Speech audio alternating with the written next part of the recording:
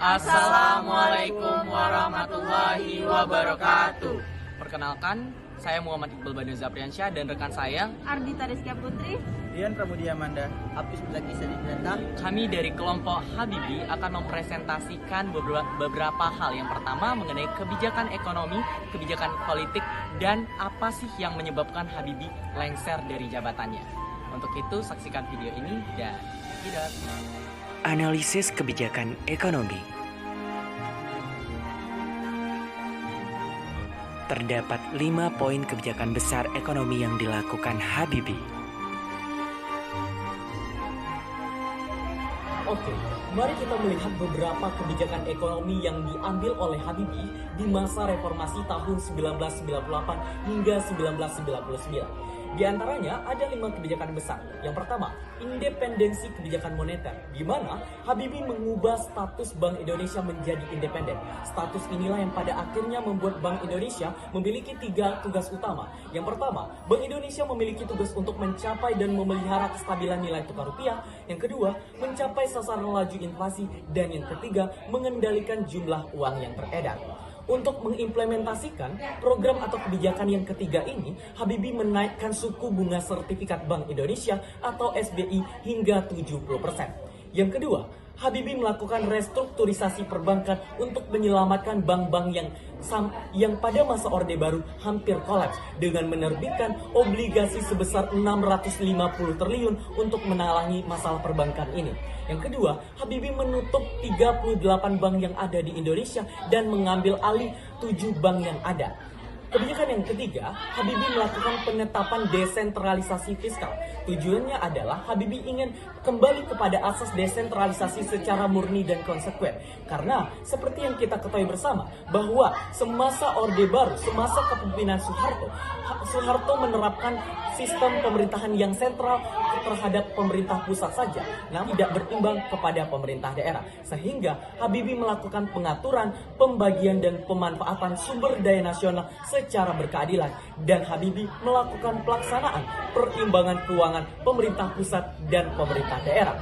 Kebijakan yang keempat, Habibi melakukan konsolidasi fiskal, di mana di dalamnya Habibi membatalkan sejumlah proyek infrastruktur, baik yang akan dilaksanakan ataupun yang sedang dilaksanakan. Kemudian Habibi menghentikan perlakuan khusus bagi mobil nasional atau yang kita kenal dengan mobil dinas.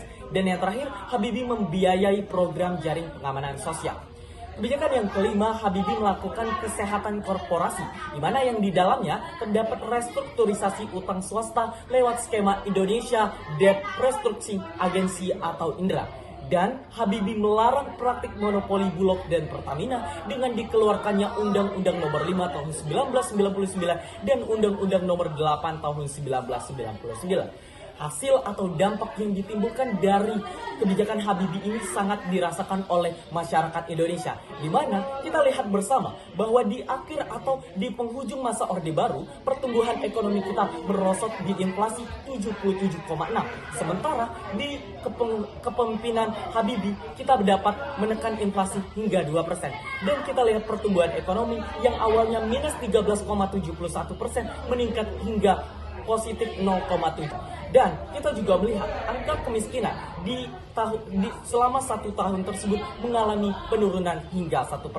Meskipun Habibi menjabat sebentar saja, namun dampak yang ditimbulkannya sudah banyak dan dirasakan untuk keselamatan bangsa Indonesia ke depannya. Kebijakan politik Habibi. Baiklah, saya akan melanjutkan materi mengenai kebijakan-kebijakan politik yang diambil oleh B.J. Habibie pada saat ia menjabat. Meskipun B.J. Habibie menjabat hanya sebentar, namun kebijakan-kebijakan politik yang ia ambil cukup berdampak dan berpengaruh terhadap perkembangan politik pada saat ia menjabat. Langkah-langkah apa saja sih yang diambil oleh B.J. Habibie?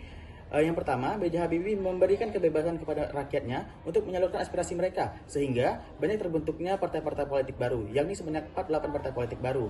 Yang kedua, B.J. Habibie membebaskan narapidana politik ataupun NAPOL, di antaranya Sri Dwinka Pamungkas. Ia merupakan salah satu mantan anggota DPR yang dipenjara dikarenakan mengkritik Presiden Soeharto pada saat Soeharto menjabat menjadi presiden.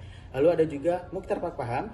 Ia merupakan salah satu pemimpin buruh yang dipenjara dikarenakan dituduh memicu aksi kerusuhan di Medan tahun 1994. Lalu yang ketiga, B.J. Habibie mencabut larangan berdirinya serikat-serikat buruh independen. Lalu yang keempat, B.J. Habibie membentuk undang-undang yang demokratis. Di antaranya, Undang-Undang Nomor 2 Tahun 1999 tentang partai politik. Lalu, Undang-Undang Nomor 3 Tahun 1999 tentang pemilihan umum. Lalu yang terakhir, Undang-Undang Nomor 4 Tahun 1999 tentang susunan kedudukan MPR maupun DPR.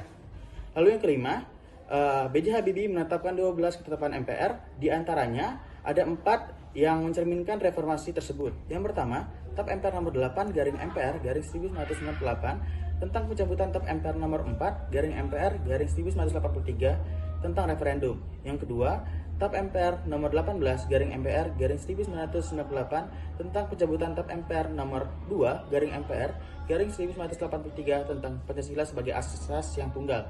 Lalu yang ketiga, TAP MPR nomor 12 garing MPR garing 1998 tentang Presiden mendapatkan mandat dari MPR untuk memiliki hak-haknya. Yang terakhir, TAP MPR nomor 12 garing MPR garing 1998 tentang pembatasan masa jabatan bagi Presiden dan Wakil Presiden dengan maksimal 2 periode kepemimpinan. Baiklah, saya di sini akan melanjutkan pembahasan yang sudah dibahas oleh Rian tadi, yaitu 12 ketetapan MPR.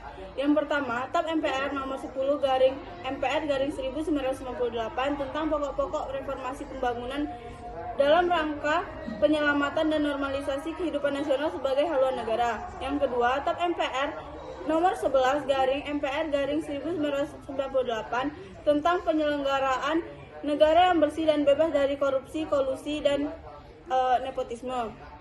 Yang ketiga, TAP MPR nomor 13 garing MPR garing 1998 tentang pembatasan masa jabatan Presiden dan Wakil Presiden Republik Indonesia.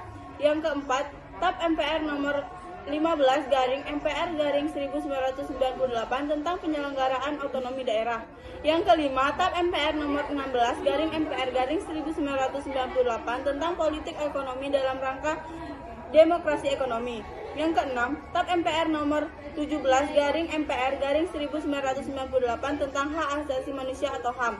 Yang ketujuh, TAP MPR nomor 7 garing MPR garing 1998 tentang perubahan dan tambahan atas TAP MPR nomor 1 garing MPR garing 1998 tentang tata tertib MPR. Yang ke-8, TAP MPR nomor 14 garing MPR garing 1998 tentang pemilihan umum. Yang ke-9, TAP MPR nomor 3 garing 5 garing MPR garing 1998 tentang referendum. Yang ke-10, TAP MPR nomor 9 garing MPR garing 1998. Yang ke-11, TAP MPR nomor 12 garing MPR garing 1998 tentang pemberian tugas dan wewenang khusus kepada Presiden atau mandataris MPR dalam rangka menyukseskan dan pengamanan pembangunan nasional sebagai pengamalan Pancasila.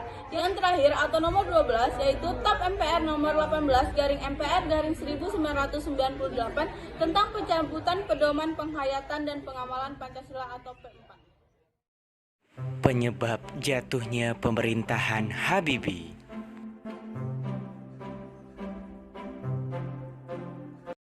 Penyebab lengsernya Presiden Habibie yaitu yang pertama adalah pemerintahan Habibie tidak berkonsultasi terlebih dahulu dengan DPR atau MPR ketika mereka memutuskan menawarkan opsi kedua kepada masyarakat Timur Timur. Mereka menawarkan opsi kedua yaitu untuk melepaskan Timur Timur dari Negara Kesatuan Republik Indonesia. Presiden Habibie pun disalahkan oleh DPR atau MPR karena mereka tidak pernah berkonsultasi dengan DPR atau MPR ketika mereka memutuskan melepaskan Timur Timur dari Indonesia.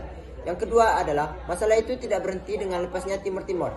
Setelah itu muncul tuntutan dari dunia internasional yaitu pelanggaran HAM yang dilakukan oleh militer Indonesia sebagai penanggung jawab keamanan negara Indonesia.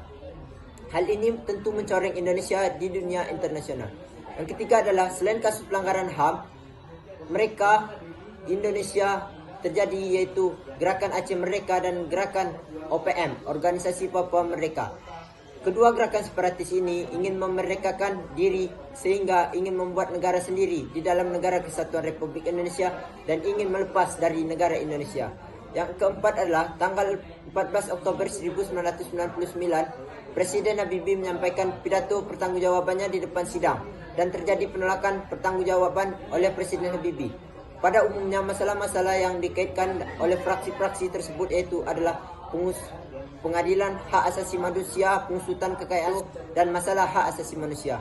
Yang kelima adalah pada tanggal 20 Oktober 1999, Ketua MPR Amin Rais menutup rapat paripurna sambil mengatakan, dengan demikian pertanggungjawaban Presiden B.J. Habibie kami tolak. Pada hari yang sama, Presiden Habibie pun mengatakan bahwa dirinya mengundurkan diri dari pencalonan presiden. Sekian, terima kasih.